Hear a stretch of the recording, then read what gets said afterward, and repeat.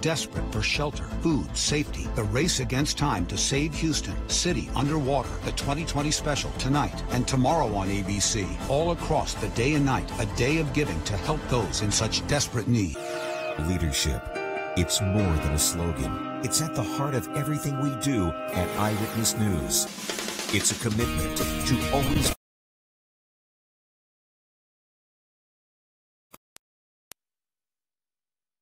care about the TV, and that's fine. If you want to make that decision, let me talk.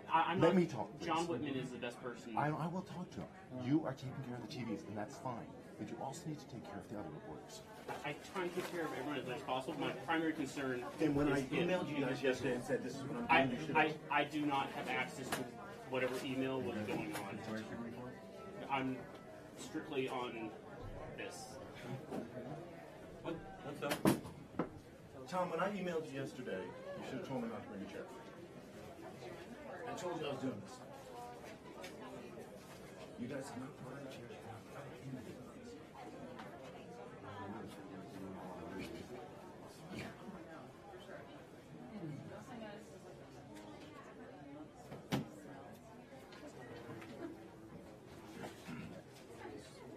I mean, you guys are here now, but yeah.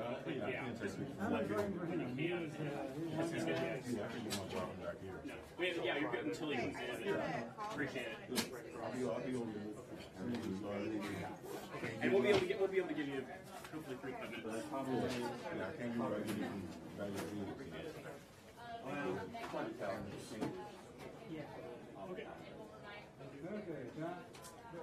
Okay. Anyway, sorry about the misunderstanding.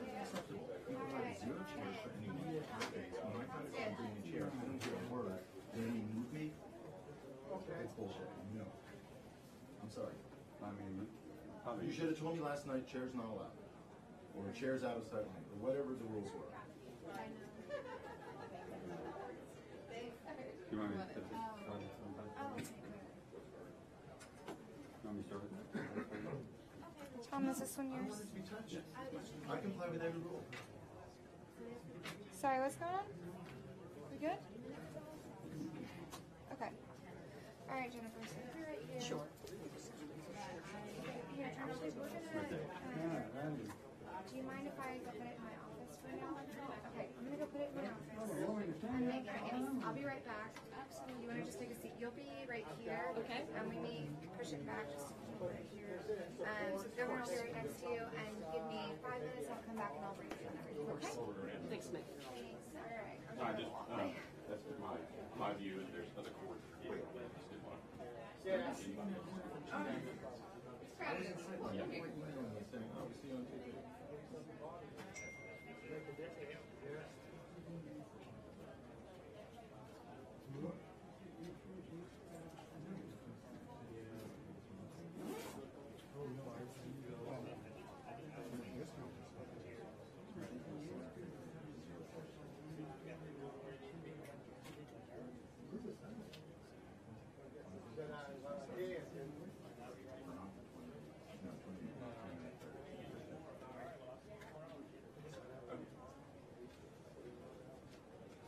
Okay, here we go. Let's try that. Yeah, I am. You just tell me what to do.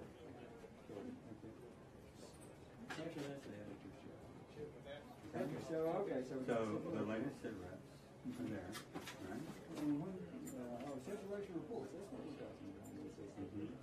That's what we're talking about. So this, and every day this is updated to you. It's called the DSO spreadsheet. DSO spreadsheet. Yeah. I'm showing you right there.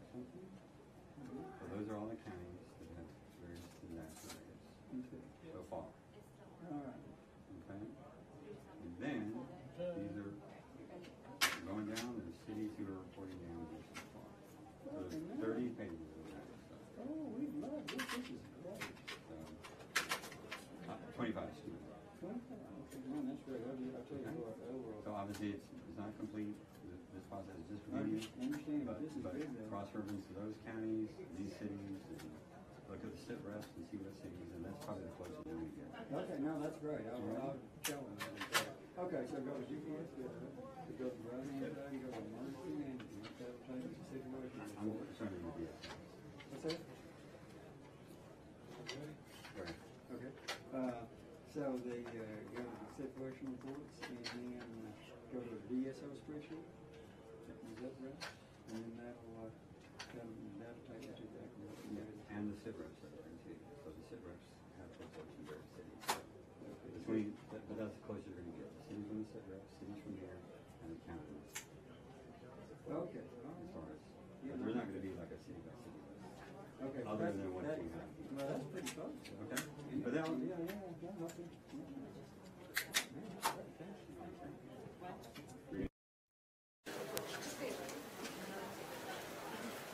So Russell, it's like, it's not that the chairs here, it's just Okay, so for the briefing, basically, I'm sure you've been following the storm, and we're going to be talking about all of the flooding that's been going on. So there are still some ongoing evacuations. The storm, the center of the storm has moved into Louisiana at this point. We're still expecting heavy rain over the next few days. Obviously, shelters, there are a lot of people asking about volunteering at this point. So they're probably going to want to talk about volunteers, donations, sheltering, blankets. I'm trying to think of. Let me pull up the sit rep and I'll run through that really quickly. Everybody check your stuff to make sure.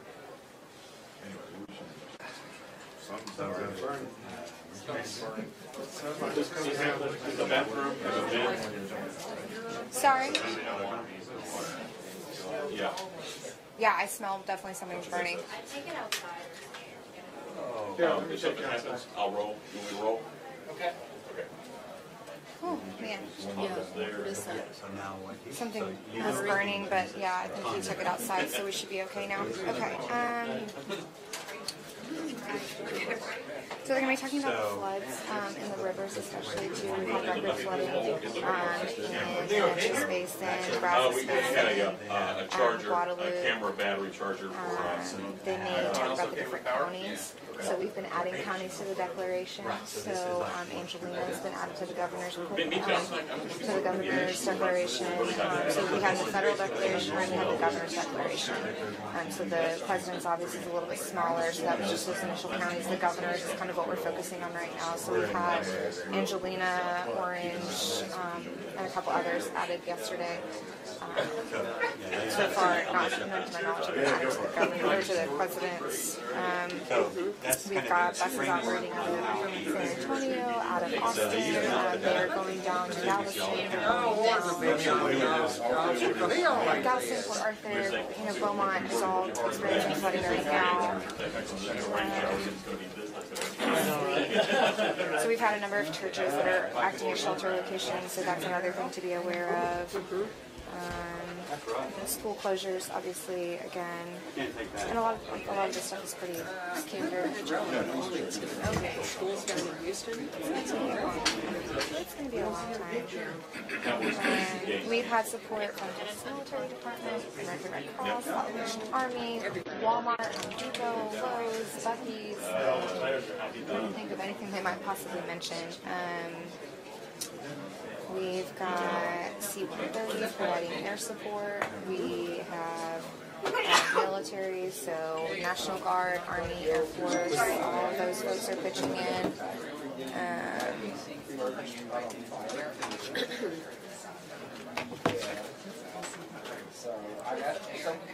Sorry. No worries. A large battery. Yeah, large camera. IMT, Incident Management Team. So they might, it's kind of getting a little bit in the weeds, but Public Utilities Commission has been monitoring outages, so we've still got outages, across the state, obviously, and it's kind of ebbed and flowed. As it's kind of recovered in one area, it's kind of gone down in another. PUC. Yep, PUC. Let's see. Price gouging, obviously the Attorney General, so OAG, Texas Animal Health Commission, THC has been pitching in with sheltering and rescue of animals, Texas Forest Service, Texas A&M Forest Service, TFS, TCEQ, Texas Commission on Environmental Quality. So there have been some things going on with different chemicals. concerns as plants are kind of jeopardized. So they may talk about like a hazard situation. That would be then. As far as it affects the water. Yeah. So there's a lot of boil advisories going on. Yeah. There's at least 3 water plants in Houston area that have boil advisories going on. They may discuss disaster summary out. Well, they're not going to. They're going to talk about probably assessing the damages done and reporting that out.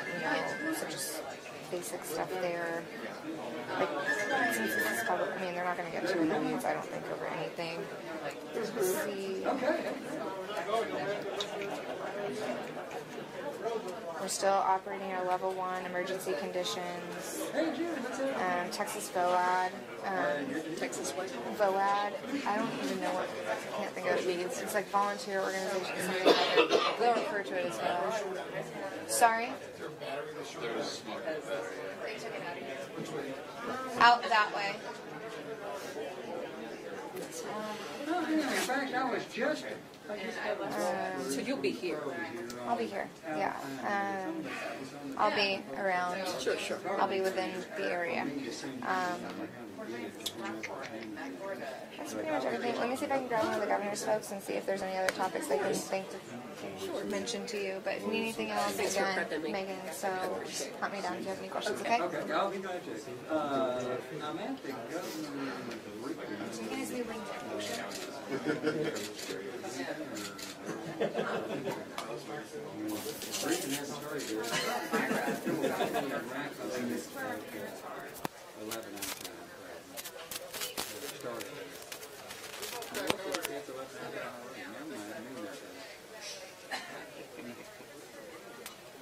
Nah, it usually lasts about 30 minutes, whenever it starts.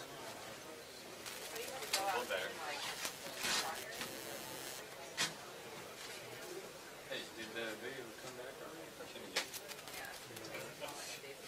No. No, the video I sent, did that come back already? Okay. I have the camera on, so that's probably why it's all... It's just trying to get me on the watch line here, but did you guys have any trouble before? Okay, some of that might require some phone calls. The stuff they're giving me is just, statistical. Okay, yeah, I can do that. When's the drop dead time that you need it? Okay. Oh, wow. Okay. There's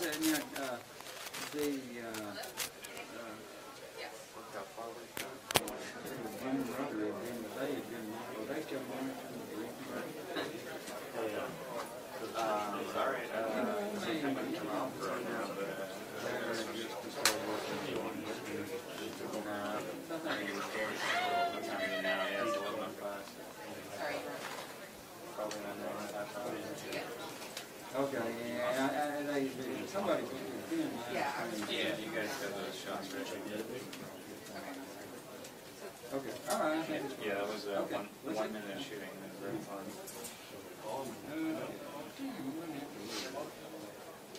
So you get like 5 minutes.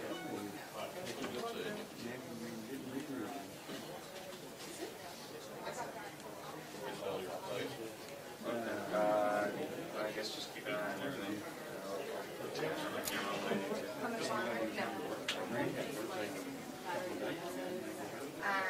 You're going to get a 3 o'clock in the morning, so if you want to power off. Yeah, in case y'all are new, you will get approximately a 3 to 5 minute warning before he comes in, hopefully. If not, you'll notice the rush of people coming in. But we will try and give you as much as a heads up as possible. Obviously, there's a lot going on. We are all aware of that, so the briefing may run a little bit longer. My best guess, there have been a few people trickling out. My best guess is maybe 10 minutes. So just be aware of that. Again, we have a wonderful ASL interpreter. For those of you who are here previously, you've heard my spiel. We have her for a reason. There are a number of viewers who have expressed concern in the past when she or other interpreters have been left out of the shot. If we can ensure that she is visible, if we need to move the chair and make other accommodations to make that possible, please let us know now rather than later. So is everyone good to go as far as that's concerned? Okay. Can we get a name for caption purposes? Absolutely. My name is Jennifer, 2 N's. Last name Berg. Excuse me, B-E-R-G. Awesome. Okay. If anyone is still needing the wireless for any reason, again, that's SOC Wireless, the username and password. You look like you know them. What are they? He's got no idea. He's just wandering around. Fox 7 knows.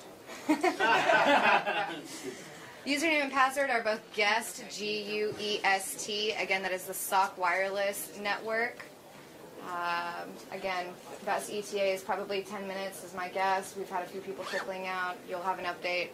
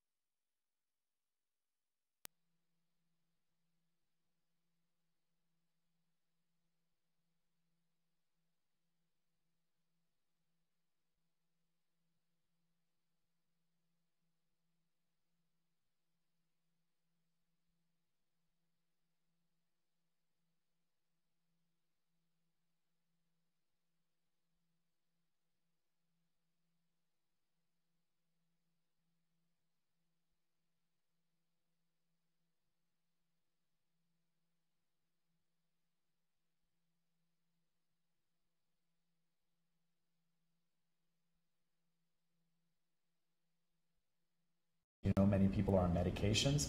We want to make sure people are drinking water, adequate liquids, so we don't get in a situation where they get dehydrated. And dehydration can certainly, as we start to heat up, again, be very much in consideration.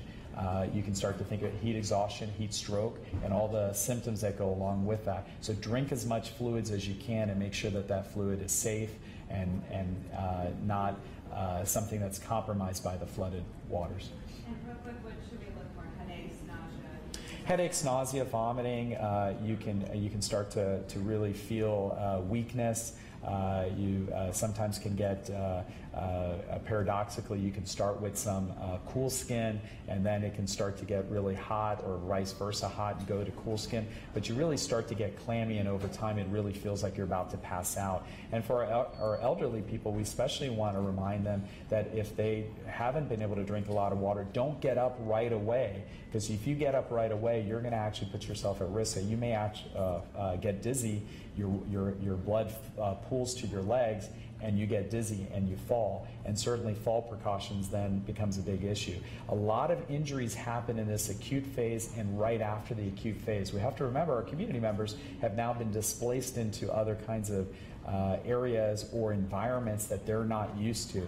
And when you get into those environments, you may have more trip hazards, falls, and other things that especially our elderly people, and we want to make sure that they are also taking heed of that.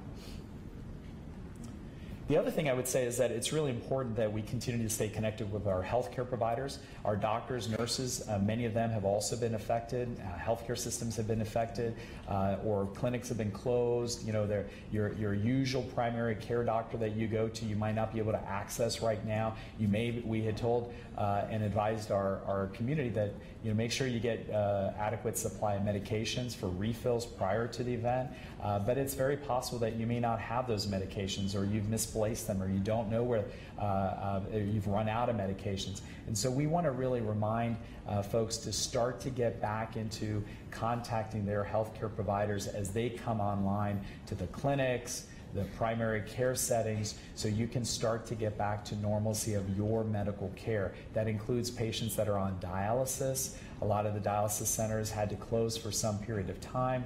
They're starting to have either reopening or contingency plans for how they can get dialysis done for their patients. There's just a lot of things that really come into play here, and we want to make sure our community members get connected back to their healthcare providers. Can you talk about what homeowners should do if the water gets inside their homes? Yeah, so I think one of the big things that we want to do from a health standpoint is just remember that you want to protect your home as much as possible so that floodwater doesn't get into your home. But if floodwater has gotten into your home, you really have a real issue around trying to clean and disinfect where that floodwater has been. And so we have on our website, hcphtx.org, Harris County Public Health, hcphtx.org, a number of resources that are available, including how you can really manage flood water that may be in your home from a health standpoint. We really want people to be cleaning, disinfecting, considering throwing out things, including mattresses, toys, anything that's been exposed that you know you cannot clean, disinfect adequately. And certainly if you do that, then you have the best a chance for having a positive response after the floodwaters have receded. And if you don't or are unable to do that, that's when we start to have the issues around longer term health issues like mold and things of that nature. So we really want to make sure people are thinking about what they can do today so they can prevent the problems of tomorrow. And one other thing. Yes. You mentioned all of the threats in the water, down power lines, rusty nails, craters, sinks. Are those some injuries or things that you've seen in the shelters? Have people suffered injuries from rusty nails or having been bitten by snakes?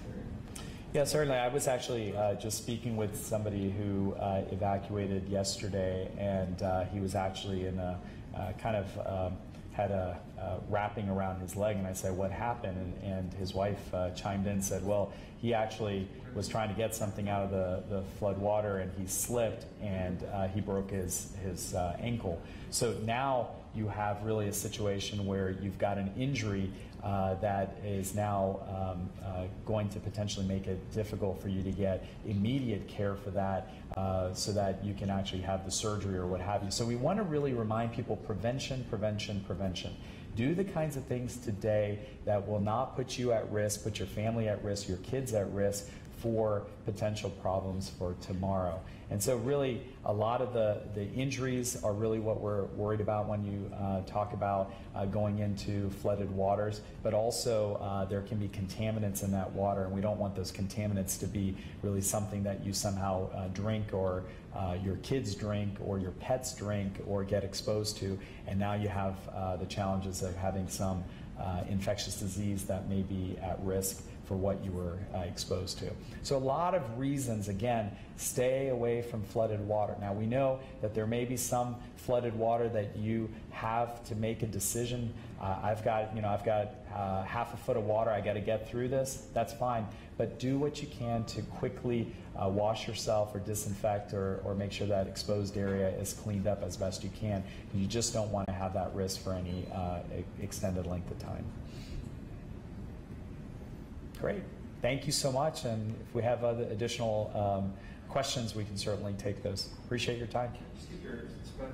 Sure. Dr. Umair Shah, U-M-A-I-R, Shah, S-H-A-H, Executive Director of Harris County Public Health.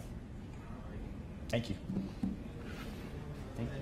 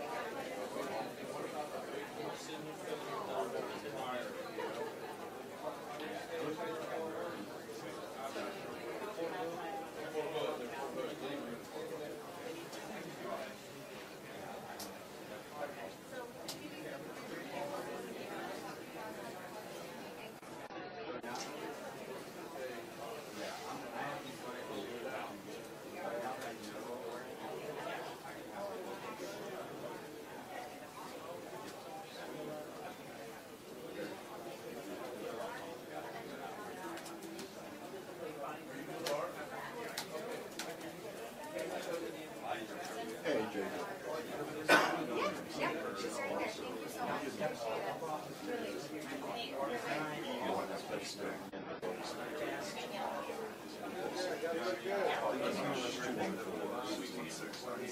she said.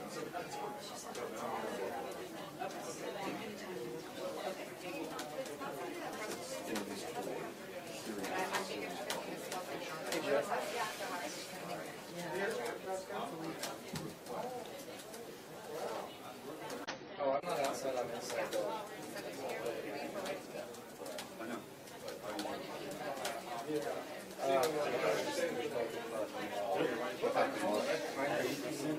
Walk you have to get inside the barrier. Tom, did you see that? Message trade call that requested 3 additional servers.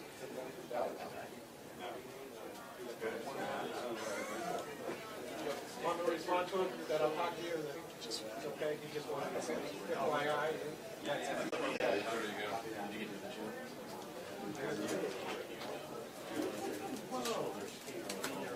Shut up.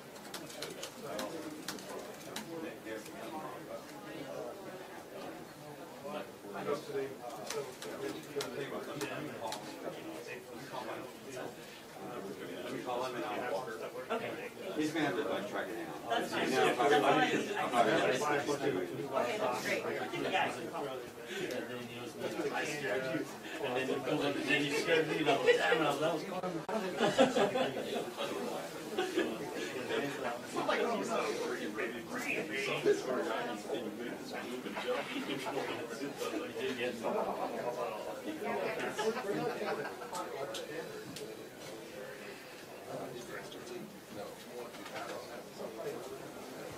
Sounds better.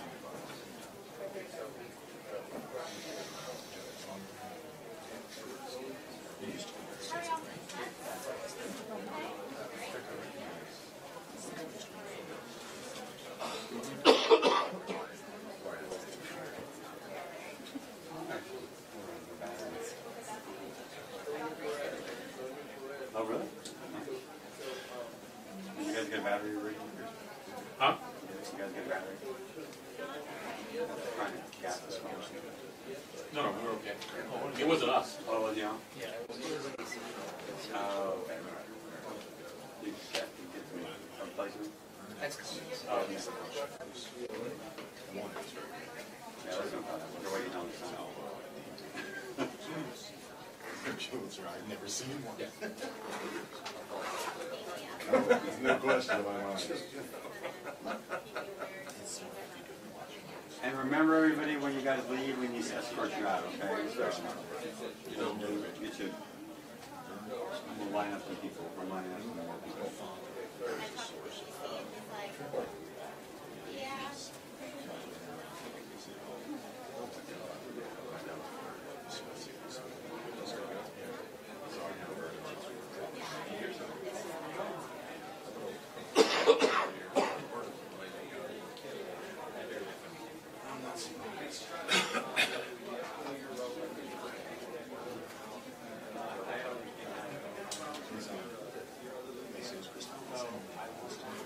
You were.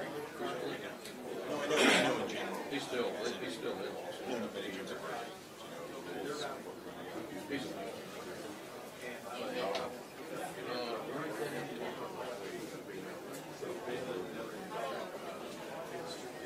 Actually, you don't want to celebrate.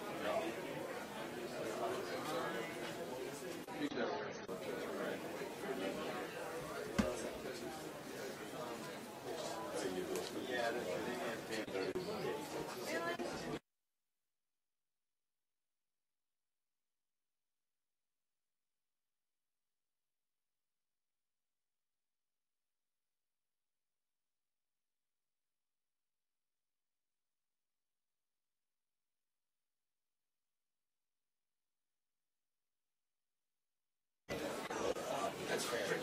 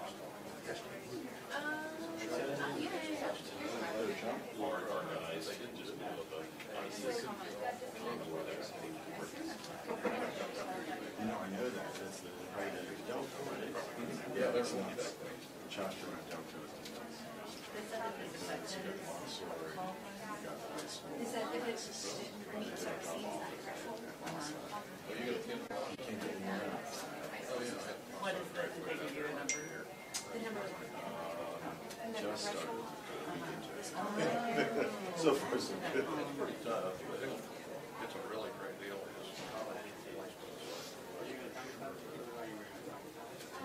Where goes your kid?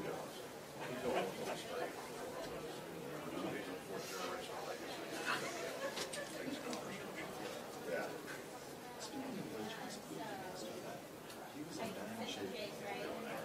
You know, stroke and just think we had to update fresh update. The last one I heard, right? The last one I heard was he was going to kill his back. Yeah. I mean, you know, it's kind of like sharks. Yeah. Thank God I can't fail. He fell and then he had mobility issues and then he had a couple small strokes. And it was not very check in on it.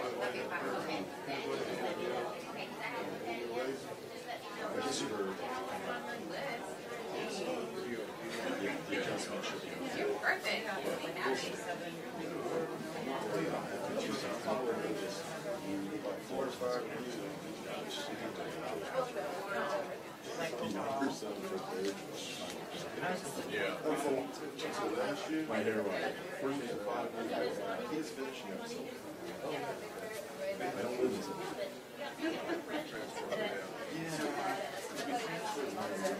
Right, but not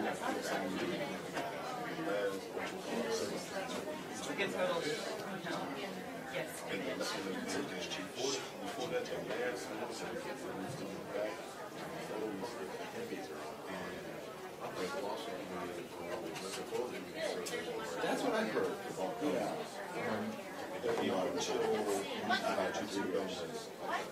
Maybe that's what the youngest, that's what the oldest school is, which probably means he's a toolbox smash around the campus. And so, they don't know how these things work.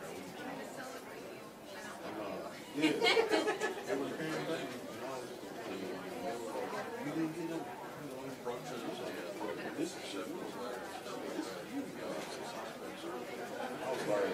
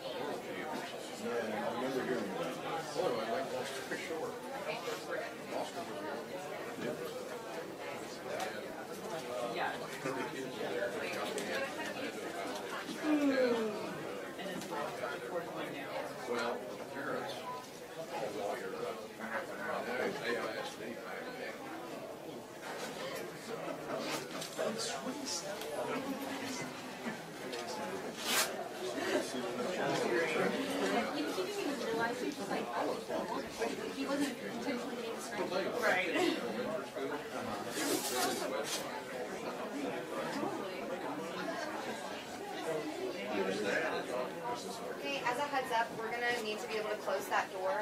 So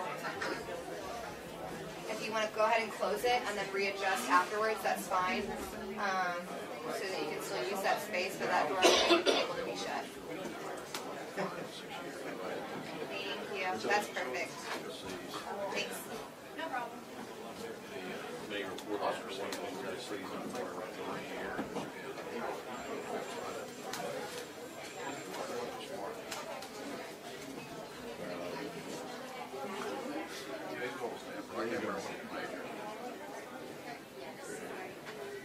Go ahead and shut it.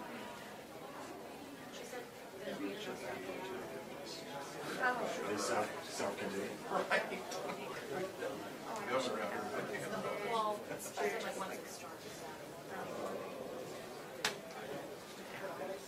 But we'll shut that down so we don't have all this crap in here.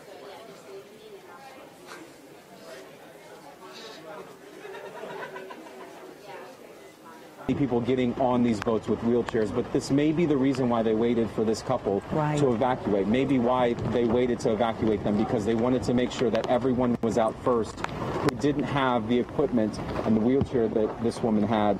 And now that they do have everyone out, they can actually bring her on board with her wheelchair, and they're able to accommodate her without risking anyone else, not having saved anyone else.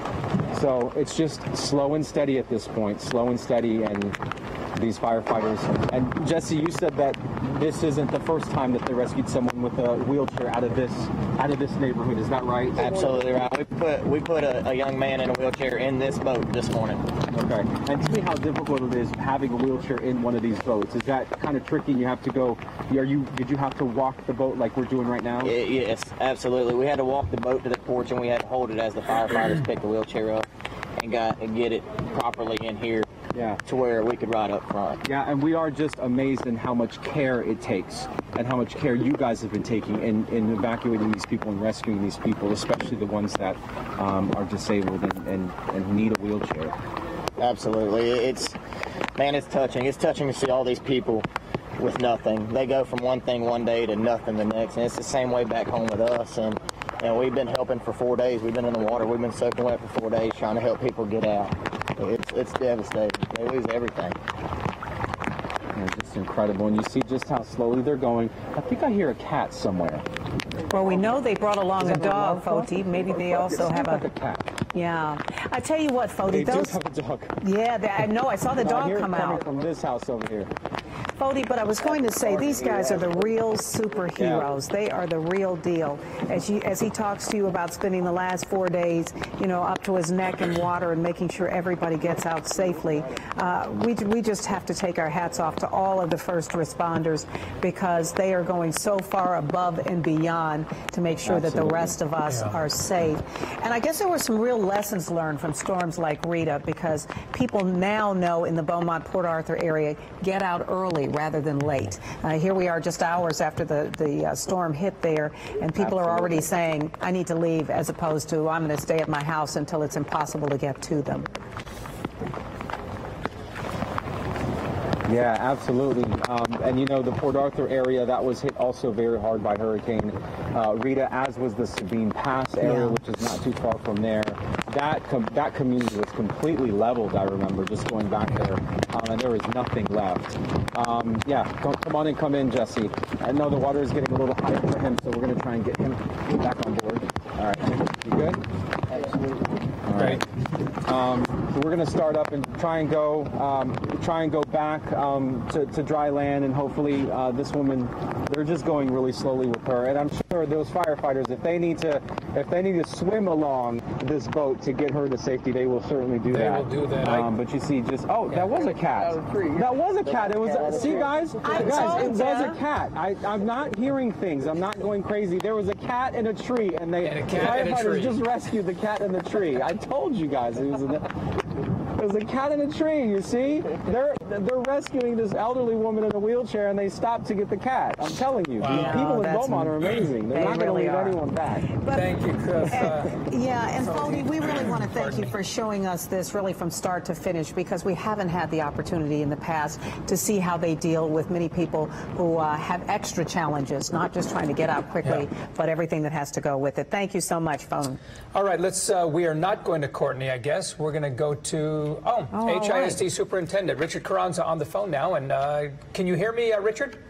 Yes, sir. Good morning. Good morning. Good morning to you, it's good to hear someone Absolutely. From the ISD. And everyone's wondering, of course, when are we going to head back to school?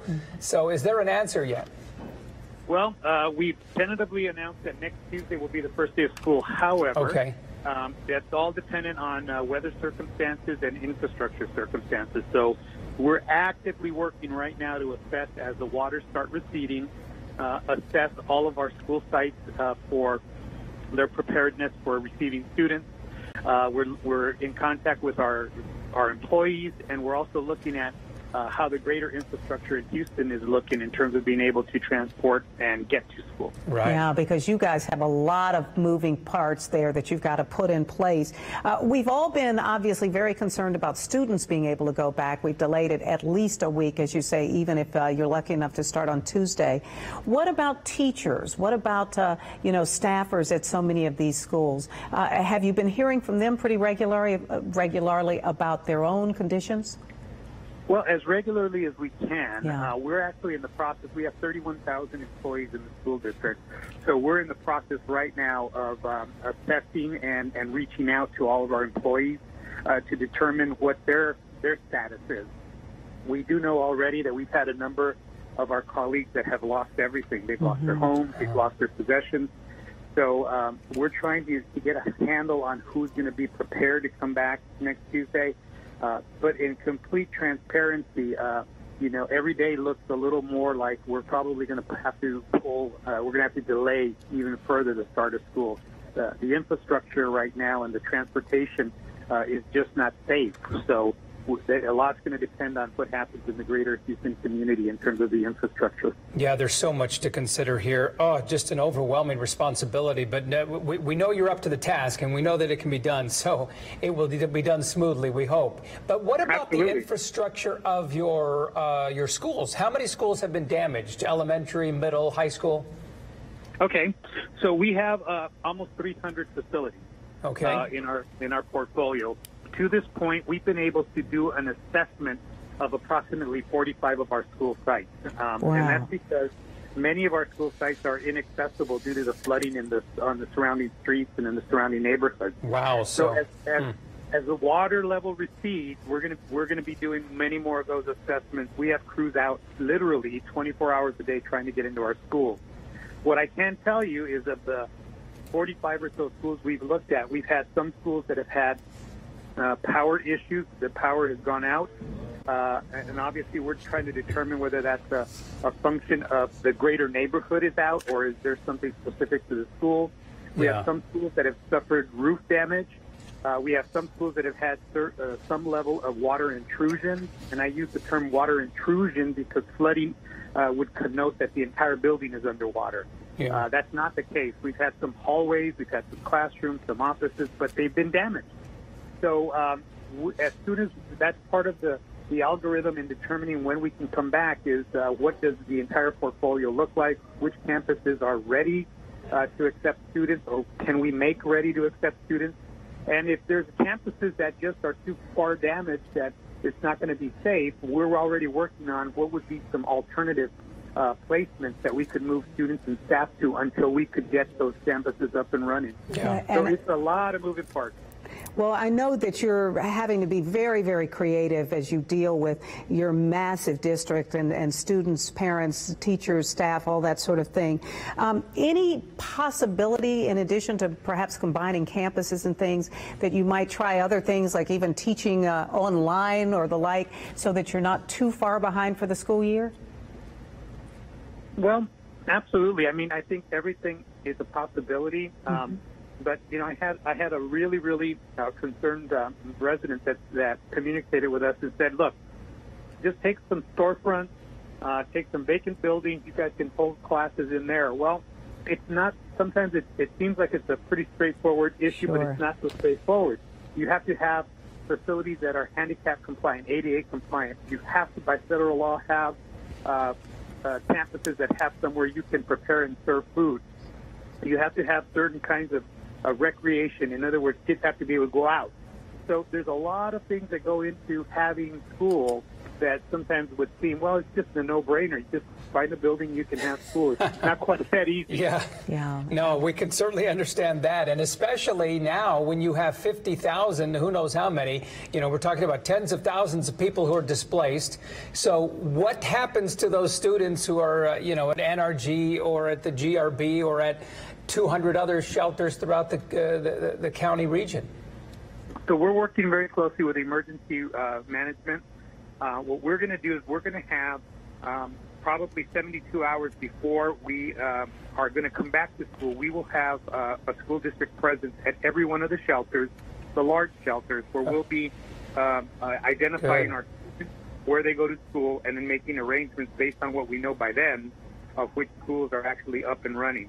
So the other thing to keep in mind is that it's not just planning for students to come back to a building, but knowing that we have 31,000 employees and knowing they've been negatively impacted by the flooding and by the hurricane. You know, we're trying to assess whether we're going to even have enough employees to staff schools, given whatever level of stress they're in. Yeah. We also know that when students come back to us, whenever the school year does start, they've suffered a traumatic experience. This is historic, unprecedented. Yeah. So we're going to have we have a plan that we've developed around providing crisis counseling for our students, emotional support services for our students.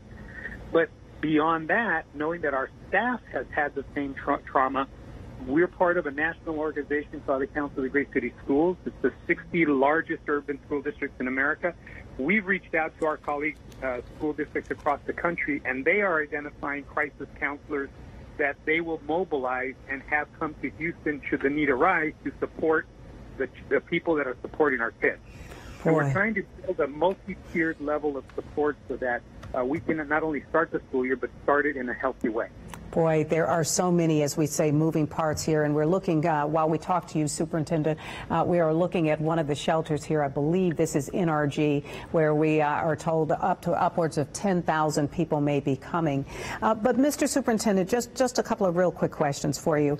One is, we know you came to Houston within the last year, but didn't know if you'd ever had to deal with any crisis like this. Obviously, this is unprecedented, but if you'd had to deal with something like this in the past. And secondly, you don't want 100,000 parents all calling you at one time or pretty frantic about that. How will you reach out to the community to kind of let people know, and what can the public do to help with that process? Well, yeah, and I'm glad you're showing the NRG. I'm really proud of many of our board members, school board members are out there right now volunteering. But, you know, I just recently came from San Francisco, and San Francisco, we were always prepared for a crisis as well, and that happened to be earthquakes. Right. So someone asked me, what do you think of your first earthquake? And, you know, not facetiously, but at least we had a little bit of warning that it was coming. My emergency management experience in San Francisco was the building shook, and then you put your plan into place. Right. But so the ability to pre-position assets to plan for was really, really for us a good thing.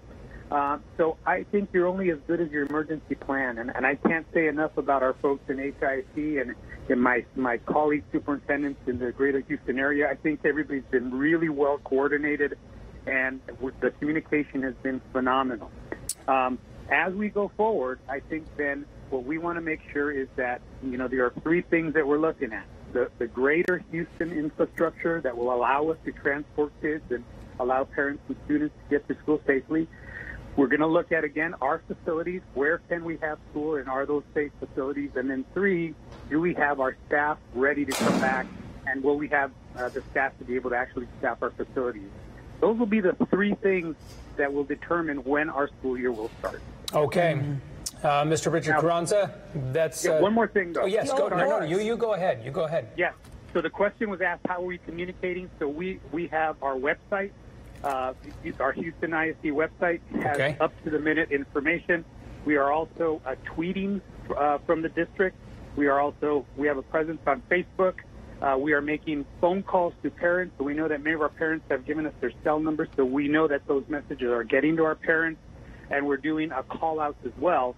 I'll share with everyone my Twitter handle as well, because I'm up to the date sending out information, and that's HISD _SUPE. HISD _SUPE.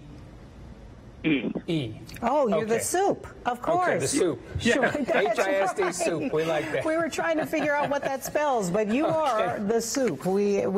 Now we understand. Well, I always spell it out, because if not, people say, well, is that split pea or vegetable soup? What is it? Exactly.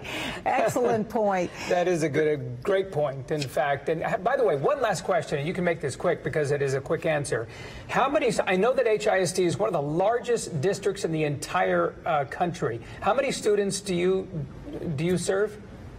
216,000. 216,000. Oh, my goodness. And you know, you can double that number, triple that number, quadruple it, whatever, when you talk about the families that are affected as a result of those 216,000 students. So phenomenal job. I know you have a lot to do, Superintendent, so we appreciate you being able to talk to us. And Mr. Superintendent, I do have to especially applaud you all for thinking about the psychological and emotional effects of all of this too, not only on your students, but on your teachers, your staff, because I think we're all thinking about the logistics, how you get kids back into the classroom, and when this happens and when that happens. But we forget we all have been through an incredible trauma over the last few days, and certainly the youngest among us are the most affected as they're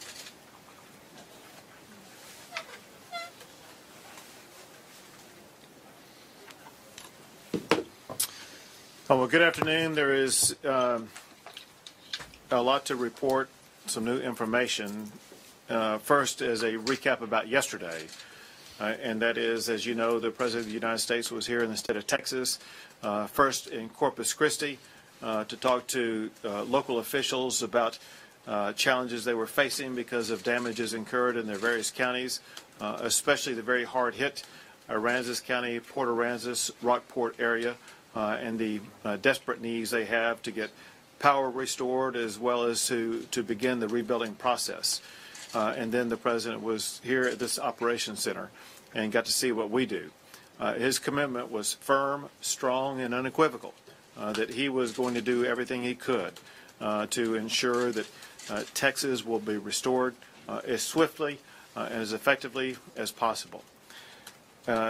As we all know, there's been rapidly changing conditions in the state of Texas, while at the same time we are beginning the rebuilding process around the coastal Bend region. And while we are dealing with what is now receding waters in Harris County and the ongoing evacuation as well as safety rescue process in Harris County, we're now also dealing with catastrophic conditions in southeast Texas. And those conditions are a threat to life and property. And that is required that we take measures to do all we can to help protect them. And I will cover part of that in various different categories as I go through this discussion. First, let me tell you that since I last announced the status of the National Guard in the state of Texas, I last announced that we had 12,000 National Guard members activated. That number has been increased to 14,000. The reason for that is because some members have come back from deployment overseas, others who were unable to participate because their own homes had been subject to flooding or damage. They are now able to help participate. Bottom line, we are now up to our highest level of the number of Texas National Guard members who are deployed to help our fellow Texans deal with these challenges. We are also, as we speak, coordinating with the National Guard Bureau to deploy an additional 10,000 National Guard who are being deployed here from other states. So that will take us up to a total of approximately 24,000 National Guard who will be deployed here in the state of Texas. Now, some of those will be arrayed across the greater Harris County area.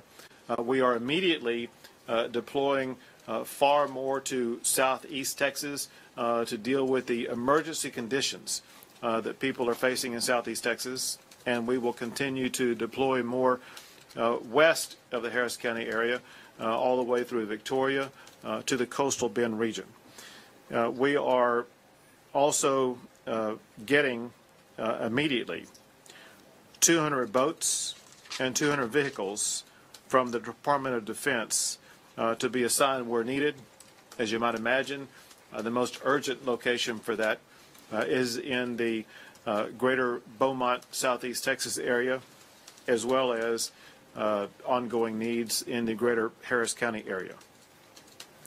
I have asked for and received an expansion of the number of counties added to the federal disaster declaration. It has gone from,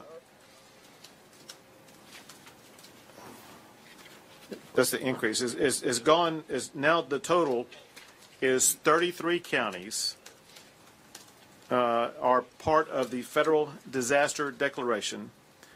We've added 14 counties, and I want to list these counties so that people in these counties will understand that by being included in this federal disaster declaration, individuals as well as local governments are going to be eligible to receive aid from FEMA.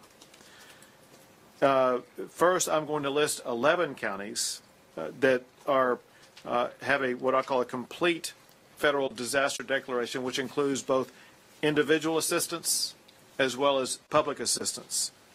These new counties include Colorado County, Fayette County, Hardin County, Jasper County, Jefferson County, Montgomery County, Newton County, Orange County, Sabine County, San Jacinto County, and Waller County. There are 4 counties added to the federal disaster declaration where public assistance is available, but individual assistance is not. The reason for that is these 4 counties were not the subject of disasters in the way that these other counties are, but they are aiding in the support of the disaster. And they include Dallas, Tarrant, Travis, and Bexar County. These are all counties that are providing a tremendous amount of public assistance in dealing with these challenges, such as sheltering evacuees, providing law enforcement and other assistance to these efforts. I want to emphasize something very important that I will come back to several times during my remarks. For the people in these counties I just listed, especially those 11 counties that are going to be receiving individual assistance, you need to write down this website address. It is disasterassistance.gov. Disasterassistance.gov. If you are in one of the counties that's part of the federal disaster declaration, you will be eligible for immediate support from FEMA that you can register to receive at disasterassistance.gov. And I'll talk to you more about that later. Let me talk to you a little bit about weather, where we are, and where we're going. First, as you know, the rain that was received in the greater Harris County area has set an all-time record. Now that rain has moved to the Beaumont region in southeast Texas. Approximately 15 inches of rain have already fallen in the area, and there's more to come. The worst is not yet over for southeast Texas as far as the rain is concerned. There will be ongoing challenges both during the time that rain continues to fall as well as for approximately 4 days to a week to come. Let me mention specifically flooding conditions that will continue to be a challenge for people in the area. It includes the Sabine and Neches rivers. There will be record flooding in the lower Neches, and the flooding there may last a week.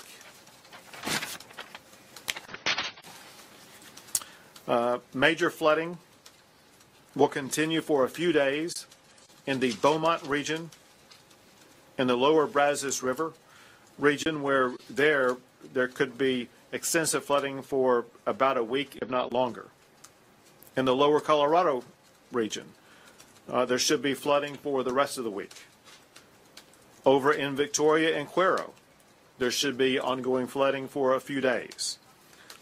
It's important for people in all of these regions, as well as in every county that's affected by storms, that you continue to listen to and heed local warnings about evacuation. So listen to, heed, and follow evacuation notices. And then, of course, on top of that, always please remember, and that is, if there is flooding around your area, do not drive into that flooded area. Many of the lives, if not most of the lives, that have been lost in this devastating storm so far are lives that have been lost because of people who were driving vehicles into flooded waters. Do not drive your vehicle into flooded waters. Some information based upon certain categories. First, the Texas National Guard. They are active in 25 locations across the state.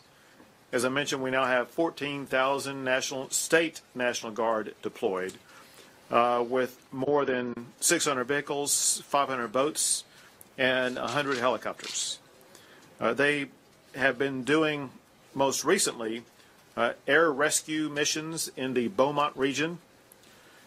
And in the past week, they have made more than 8,500 rescues, more than 26,000 evacuations, and more than 1,400 shelter-in-place and welfare checks.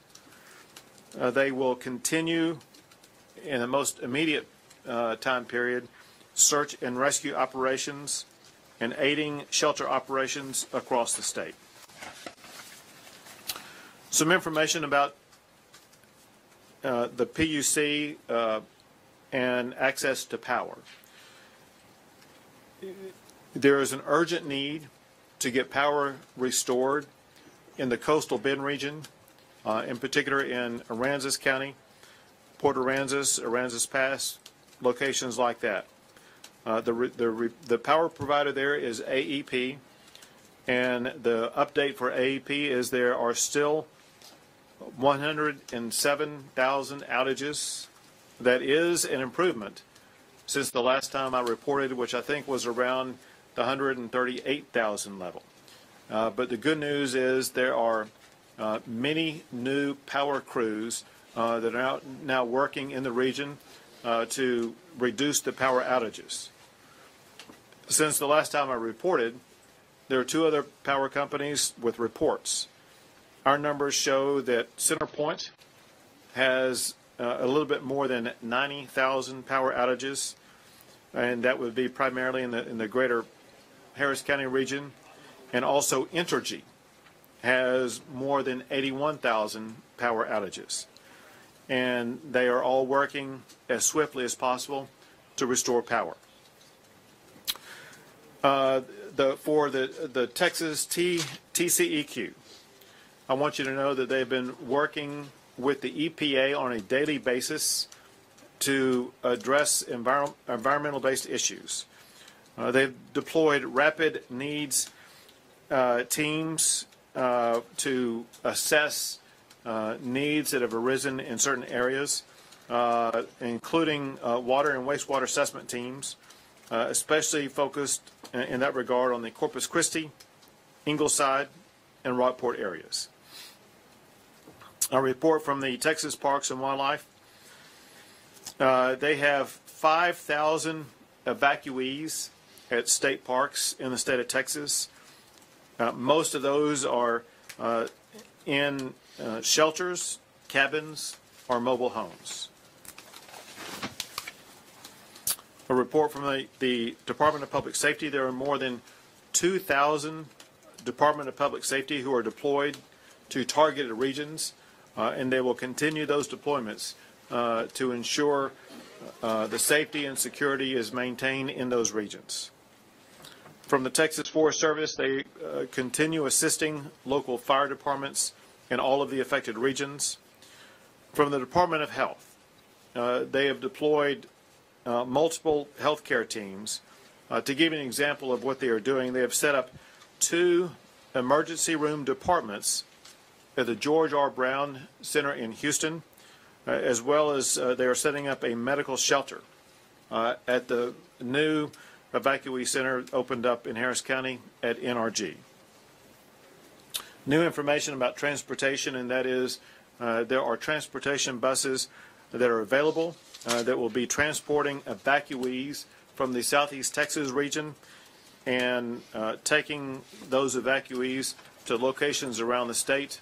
Many of those who will be transported from the Southeast Texas region will be taken to the Dallas region, but not necessarily all of them. The information that we've compiled statewide is that there are more than 32,000 people currently in shelters in the state. Importantly, we have approximately 30,000 beds that are available for sheltering as needed, and we continue to work on additional backup plans in the event that more than that is needed. Some updated information from FEMA that just came out that shows how important it is for everybody impacted by the storm to register. There have been 210,000 registrations for individual assistance, and FEMA has already approved more than $37 million in individual assistance. And for those who have not yet applied, again, I give you the address to go to. which is disasterassistance.gov. One of the things most important for me is to help you the best I can, those who are affected by the storms, is to get you the assistance you need as quickly as possible. So I strongly urge you to sign up at disasterassistance.gov so that you can register to begin to receive the money and other resources that you need that you can get from FEMA for the next transition. One thing that FEMA is also doing that is very helpful, these shelters and evacuation centers are intended to be short-term facilities. We want to quickly move people from evacuation centers like a convention center into a location where there are living rooms and bedrooms and bathrooms that people can use as a family unit. And already there is transition housing, which means post-evacuation center, for almost 2,000 rooms. And we want to provide more as soon as possible. And FEMA has already provided more than 5 million meals. With that, I'll take a few questions. Governor, watching what's happening right now in Beaumont and Fort Arthur, does it seem overwhelming right now for everyone? Certainly it is overwhelming for the residents and people who live in that region. For the state and the responders, it's just part of our ongoing emergency swift response to make sure that we address and take care of the needs of the people, putting protection and safety of life first. Are you satisfied or pleased in seeing how sheriff's departments, police departments, other places that have not been affected in the state, caravan after caravan heading down the road? I've seen. Are you a little amazed by seeing that kind of outpouring? Plus, the average person just pulling a bass boat. I'm not amazed because we've seen this before. Texans really step up and protect and aid their fellow Texans, whether you're a first responder or just an individual. Neighbor helping neighbor, friend helping friend, stranger helping stranger. Texans have really stepped up. That said, I do want to applaud all of the first responders, all the sheriff's offices, all the police officers across the state for doing such a terrific job. I really applaud the Harris County Sheriff's Office, the Houston Police Department for the way that they've handled such an overwhelming demand upon their agencies. But the same can be said for sheriff's offices and police departments in all of the affected areas. I applaud them all for going above and beyond the call of duty, ensuring that they have protected Texans and maintained order. And when you consider the magnitude of this catastrophe, what they have achieved is just stunning. Any estimate about price gouging? What's your message in regards to that, sir? Price gouging is not only reprehensible, it's illegal. And the Attorney General of Texas is taking swift and aggressive action to prosecute price gouging. Understand this. If you price gouge anybody, you could be subject to penalties of up to $25,000 per incident. If you're a business, you can be put out of business by the Texas Attorney General if you dare try any price gouging. It's un-Texan, and we will not tolerate it. Any estimate about what the amount that Congress may be asked to appropriate to cover this? When you look at comparisons, the population size and square mile size of the area impacted both by the hurricane swath and the flooding is far larger than Katrina, far larger than Sandy.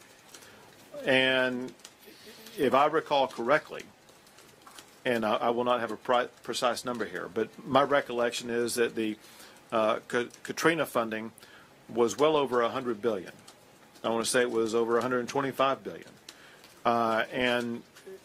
So if we go on a parallel standard, it should be far in excess of that amount.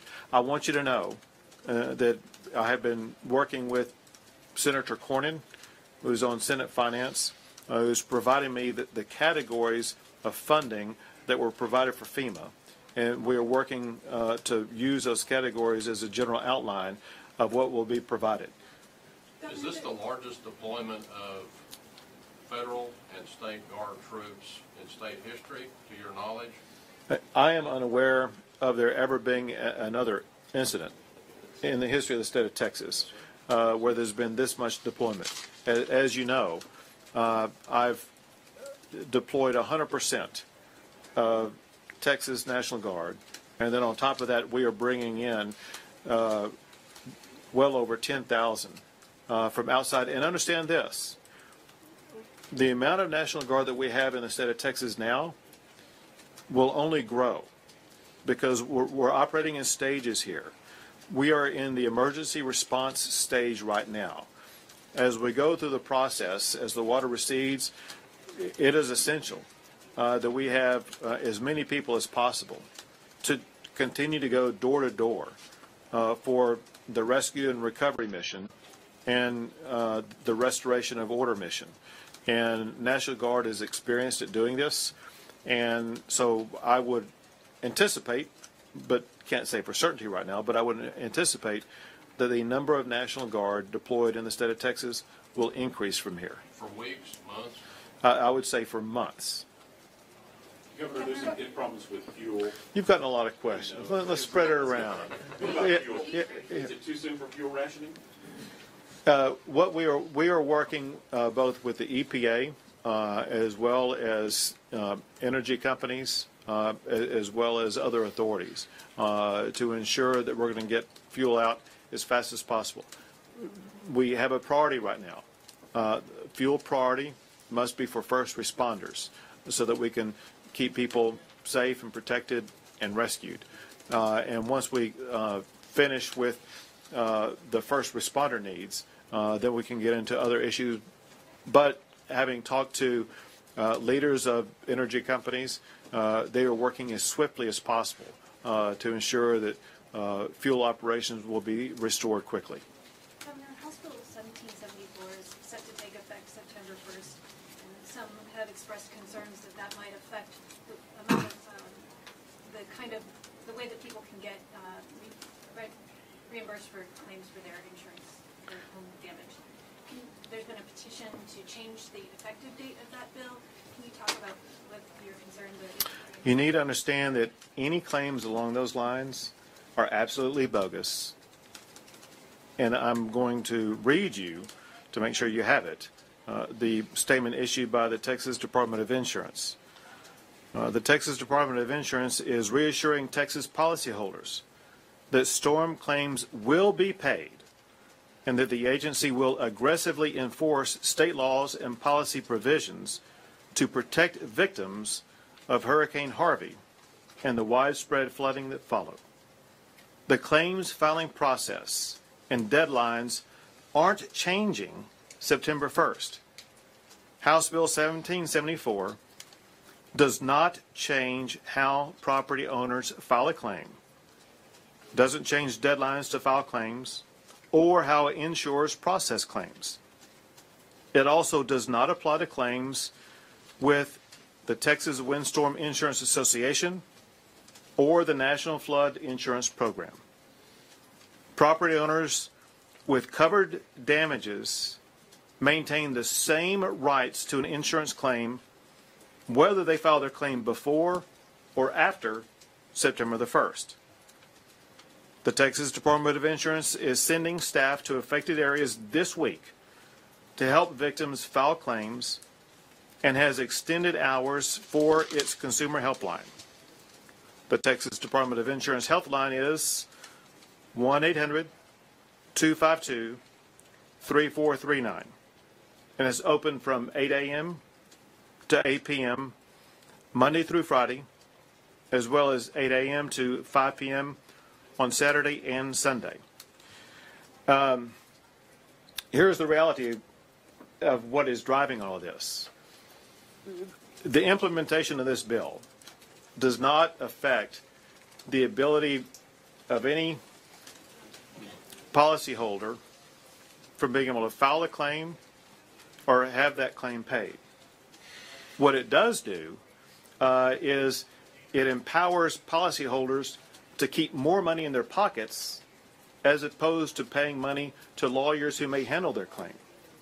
Because all it really does is require a notification by a policyholder to the insurance company before a policyholder files a lawsuit.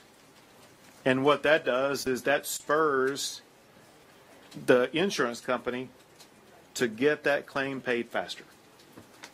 What's the official death toll at this point? Say it again? The official death toll? I don't have that. We're not anywhere close. Yeah, we will defer to the local jurisdictions and what they categorize as a death related to the hurricane. Governor, have you made any decision about whether to accept the help that Mexico has offered? Yes, I have, and we are.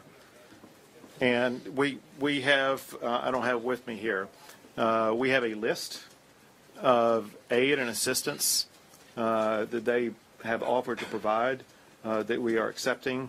I don't have the list, but I can tell you loosely. It involves things like vehicles and boats and supplies and food. One more, and then we have to go right here. Just a question. I know some of the people that are affected are also undocumented. With SB4 coming into effect in 2 days, some of them are afraid of even asking the police officer to come out and rescue them. I mean, you really can't control what each police will do. What is your comment to that? I mean, what would you tell those people? Well, the director of the Department of Public Safety made clear the other day, and that is when people are going to evacuation centers, when people are seeking help or anything like that, no one is being asked about their status. We're here for one purpose, and that is to save and help people who are here. Governor? Thank you all very much. We have to go. I'm sorry, we're really late. Sure, thank you guys. Say again? Sunday or Saturday? Say it about? For Trump? Not sure.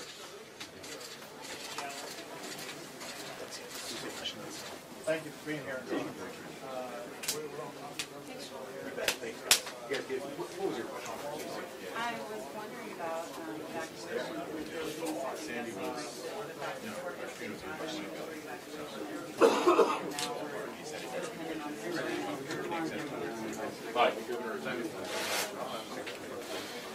The largest deployment of National Guard in state history.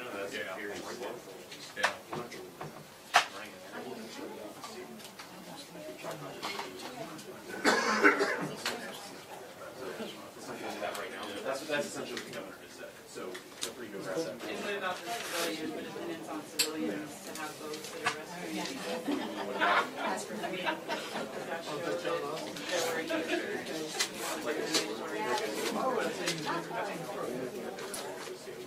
Hey, Chief, want to come in and play? Remember, folks, I need to escort. All right, how about now? First group. Hey, Brian. It's over now. All the heavy equipment last.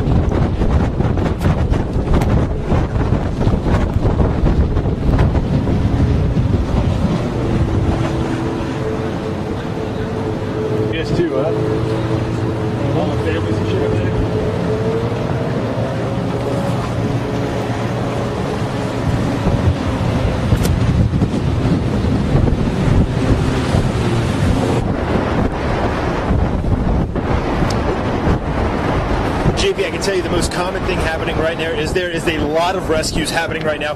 Directly behind us is a Pizza Hut right here. You see the amount of people who have just gotten off of boats, and these are people, volunteers, average Joes, people like the Cajun Navy that are out here helping, but closer to us, that's actually the Austin EMS that's helping. They've actually pulled a couple of people and their animals back into this area, this Orange, Texas. But I do want to tell you exactly where we are, just so people back home, they know the perspective where we are.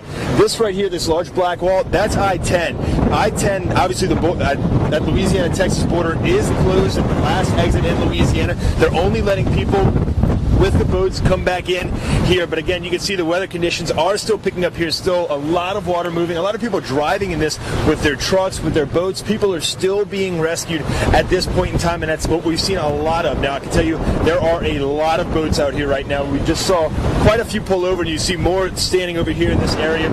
Again, lining this I-10 border. A lot of boats, a lot of trailers still sitting there, but people are coming up. We've seen probably 50 or so boats launched within the past hour or so that we've been here, and it doesn't appear that there's any time of this slowing up. We're going to stay here for a little while longer, so stay tuned for that. But for now, back to you, JP.